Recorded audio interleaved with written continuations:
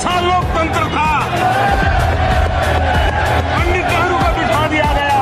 अगर देश के पहले प्रधानमंत्री सरदार वल्लभ भाई पटेल होते तो मेरा कश्मीर का ये हिस्सा आज पाकिस्तान का न होता। वह कैसा लोकतंत्र था। 2014 में लाल कृष्ण आडवाणी को प्रधानमंत्री नहीं बनने दिया। अगर लाल कृष्ण आडवाणी प्रधानमंत्री बने होते तो देश में पुलवामा नहीं होता। क्या यह सही है? जानिए। लोकतंत्र ऐसा ही होता है। अगर ऐसा नहीं होता तो यह लोकतंत्र कैसा था कहने वाले भी नहीं होते।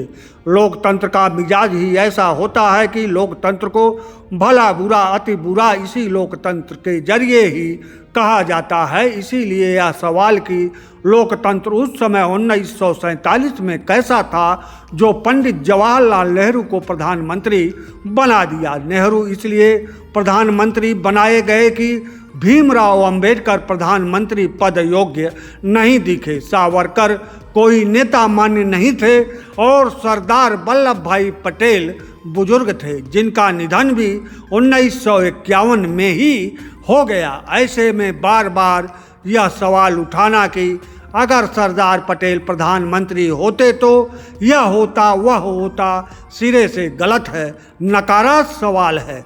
2014 में भाजपा की जीत के बाद लाल कृष्ण आडवाणी बुजुर्ग के नाते प्रधानमंत्री नहीं बनाए गए। राजनाथ सिंह भाजपा अध्यक्ष थे लेकिन प्रधानमंत्री नहीं बनाए गए। नरेंद्र मोदी जनता के द्वारा चुने गए बताकर प्रधानमंत्री बना दिए गए। तो क्या यह एक ऐतिहासिक भूल माना जाए? नहीं, यह लोकतंत्र है। जनता के द्वारा चुने जाने पर ही जवाहरलाल नेहरू प्रधानमंत्री बने थे। यह लोकतंत्र की जनता ही है जो इंदिरा गांधी की मर्डर के बाद राजीव गांधी को प्रधानमंत्री बनाया और राजीव गांधी के मर्डर के बाद नेतृत्व खालीपन में भी कांग्रेस को सत्ता सौंपी। बोफोर्स तोप घोटाले के बाद वीपी सिंह को सत्ता सौंपी। नसबंदी और इमरजेंसी के बाद अपरिपक्व पार्टी को सत्ता सौंपी। मनमोहन सिंह की चुप्पी के बाद नरेंद्र मोदी को सत्ता सौंपी और इसी लोकतंत्र से प्रधानमंत्री बने। नरेंद्र मोदी 2024 में इसी लोकतंत्र से सवाल कर रहे हैं कि वह कैसा लोकतंत्र था। यही है लोकतंत्र और ऐसा ही लोकतंत्र होता है। लोकतंत्र में राजनीति 2024 के दशक में पूरी तरह छद्म जादू भरी चल रही है। जो होता है वह दिखता नहीं है, जो दिखाया जाता है वह सही नहीं होता। पुलवामा में राजनीति देश सेवा ठेके पर अग्निवीर द्वारा गिरते रुपयों के मूल्य को विकसित दिखाना, 1321 रुपये में दीपावली पर एक दिया जलाकर राष्ट्रभक्ति धार्मिक दिखाना और हर क्षण बयान को अपने झूठा बताकर अवतार पुरुष बन जाना, यही लोकतंत्र की जनता है कि कुछ भी दिल पर नहीं लेती। समयानुकूल भावना में बहकर लोकतंत्र की जनता ने अपने गलत निर्णय को सही समय पर ठीक भी करती है। लोकतंत्र ऐसा ही है।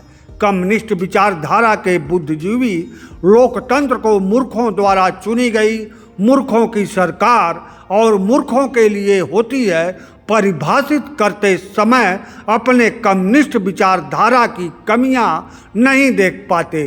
ठीक उसी तरह लोकतंत्र के उदारीकरण से ताकतवर बने तथाकथित बुद्धिजीवी लोकतंत्र के किसी काल चक्र की आलोचना करते वक्त स्वयं में कमियां नहीं खोज पाते, क्योंकि लोकतंत्र की प्रक्रिया वोट प्राप्त करने की फोबिया से यह तथाकथित ताकतवर पूरी तरह ग्रस्त हो जाते हैं। यह लोकतंत्र का आधार समझता है और जवाब भी जानता है, जो ऐसे जुमलों की काट भी खोज ही लेता है।